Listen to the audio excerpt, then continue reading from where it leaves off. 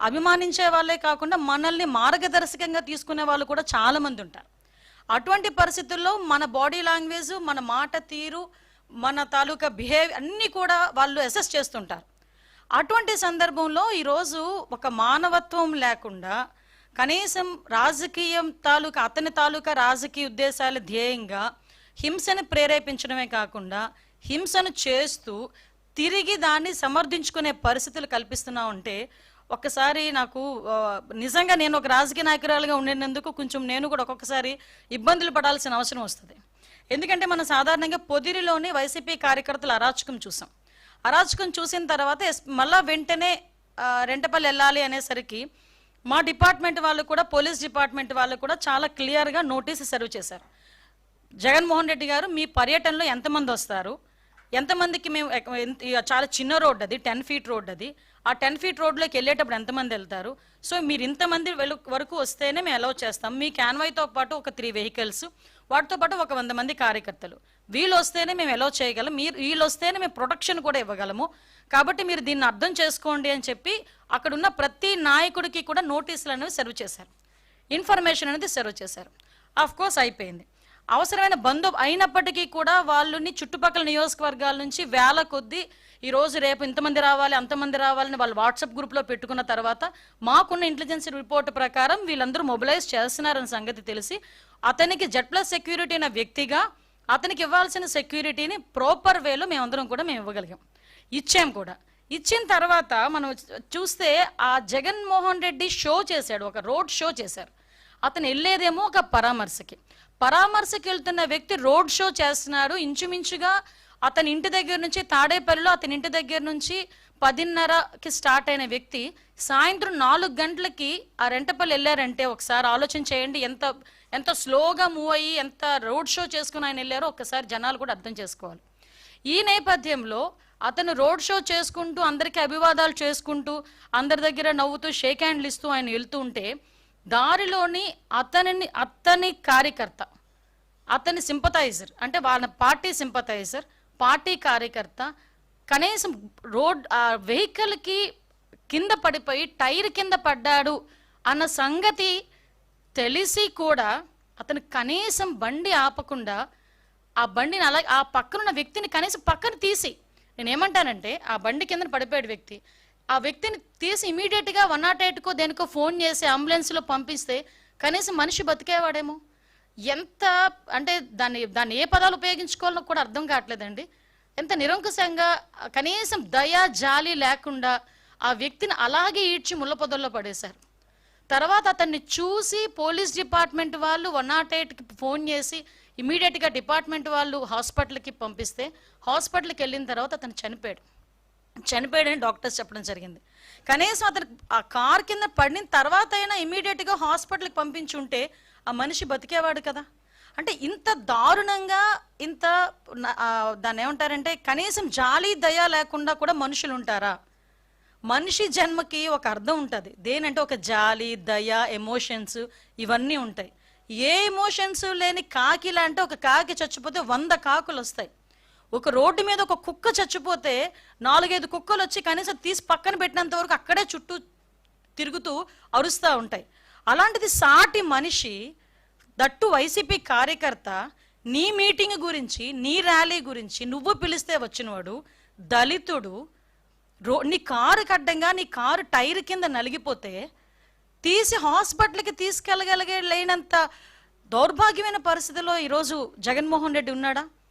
అంత నిర్దయగా జగన్మోహన్ రెడ్డి ఉన్నాడా? అంటే అతనికి జగన్మోహన్ రెడ్డి రాజకీయ లబ్ధి తప్పించి మనుషుల ప్రాణాలంటే లెక్కలేదా? ఇంత ఉన్మాద పరిస్థితిలో కూడా రాజకీయ నాయకులు ఉంటారా? నిజంగా నాకైతే చాలా ఆశ్చర్యం అనిపిస్తుందండి. ఇలాంటి సిచ్యువేషన్ నుంచి తన నిర్లక్ష్యంగా 2 చనిపోయారు. అతని నిర్లక్ష్య కారణంగా ఆ రోజు సింగయ్య మళ్ళీ ఇంకొక అబ్బాయి రెడ్డి 2 చనిపోయారు. 2 చనిపోయినా కూడా తన పర్యటన కొనసాగిస్తూనే ఉన్నాడు. విషయం ఏంటంటే ఇందులోని మనందరం కూడా ఆలోచించాల్సింది ఏంటంటే, సంవత్సరం క్రితం బెట్టింగ్ ద్వారా డబ్బులు కోల్పోయి ఆత్మహత్య చేసుకున్న, ఇక్కడ మీరు అర్థం చేసుకోవాలి, సంవత్సరం క్రితం June 4th అతను ఆ బెట్టింగ్లో పోయి June 9వ తారీఖున ఎప్పుడో చనిపోయిన వ్యక్తి, 2024లో చనిపోయిన వ్యక్తికి సంవత్సరం తర్వాత పరామర్శ చేయటానికి ర్యాలీగా వెళ్తా ఉంటే మధ్యలో దారిలో 2 ప్రాణాలు పోతే ఆ 2 ప్రాణాల గురించి ఆలోచన చేయకుండా సంవత్సరం ముందు పోయిన ప్రాణం గురించి ఒక విగ్రహం కట్టించి ఆ విగ్రహానికి దండేయడానికి వెళ్ళాడంటే ఒక్కసారి ఆలోచించండి అతని తాలూకా నైజం ఎలాంటిదో. ఇదే సేమ్ పందాలో వాళ్ళ బాబాయ్ హత్య గురించి ఒకసారి మనం ఆలోచన చేసుకుంటే, గొడ్డలి వేటు గురించి ఒక్కసారి మనం ఆలోచన చేసుకుంటే పరిస్థితి ఏంటనేది ఆలోచించవచ్చు. కోడికత్తి డ్రామా, ఆ దళిత బిడ్డ ఈ రోజుకి కూడా ఆ స్త్రీని ఇప్పటికీ కూడా ఇబ్బందులు పడుతూనే ఉన్నాడు. గులకరాయి డ్రామా అంటే ఏదో రకంగా అంటే సీఎం కుర్చీలో కూర్చోవాలనే ధ్యాస తప్పించి మానవత్వం లేకుండా చేసే పరిస్థితి ఈరోజు మనందరికీ కూడా కనిపించే పరిస్థితి వస్తుంది. నేనేమంటానంటే అప్పటికీ కూడా ఇంకా సమర్థించుకోవడం ఎంత దారుణంగా సమర్థించుకుంటున్నాడంటే వాళ్ళ నాయకులందరూ బయటకు వచ్చి ఇదేదో మార్ఫింగ్ చేశారు, ఇలా చేశారు, అలా చేశారని క్లియర్గా వీడియోలో కనిపిస్తుంది. సింగయ్య అనే దళితుడు ఆ కారు కింద పడి నలగడం క్లియర్గా కనిపిస్తూ ఉంది. ఇటువంటి పరిస్థితుల్లో కూడా కనీసం ఆపకుండా వెళ్ళిపోయే పరిస్థితి కనిపించింది. అంటే చాలామంది జగన్మోహన్ రెడ్డి గురించి అతను మాట్లాడితే బయటకు వచ్చి విలువలు, నీతి, నిజాయితీ, జాలి, దయ ఇలాంటి పదాలు కొన్ని జగన్మోహన్ రెడ్డి నోట్లోంచి రాకూడదండి. ఎందుకంటే ఈరోజు అటువంటి ఆ మాటలు మాట్లాడడానికి కూడా పూర్తిగా అర్హత లేనివాడు జగన్మోహన్ రెడ్డి. అటువంటి వ్యక్తి ఈరోజు పైగా దాన్ని సమర్థించుకోవడం ఏంటి? నిజంగా యాక్సిడెంటల్ పడ్డాడు అనుకుంటే వెంటనే బయటికి తీసి ఒక హాస్పిటల్కి పంపించుంటే ఒక నిండు ప్రాణం బతికేది. ఈరోజు ఆ కుటుంబానికి సింగయ్యని తీసుకొచ్చి ఇవ్వలేడు కదా. ఆయనైతే చక్కగా ప్రయాణం అంతా చేసుకుని ఆ విగ్రహం ఆవిష్కరణ చేసుకుని మళ్ళీ ఇంటికి వచ్చి హ్యాపీగా కూర్చున్నాడు. 2 ప్రాణాలు పోయినాయి, ఆ 2 ప్రాణాలను తీసుకొచ్చి ఇచ్చేవాడు కాదు కదా.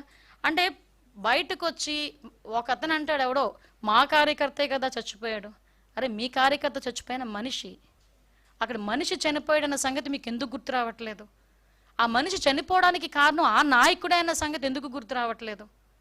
మళ్ళా పైగా దాన్ని సమర్థించుకునే పరిస్థితి మనం అందరం కూడా చూస్తూ ఉంటే సమాజంలోని హింసని ప్రేరేపించే పరిస్థితి. ఎంత దారుణంగా హింసని ప్రేరేపిస్తున్నాడండి.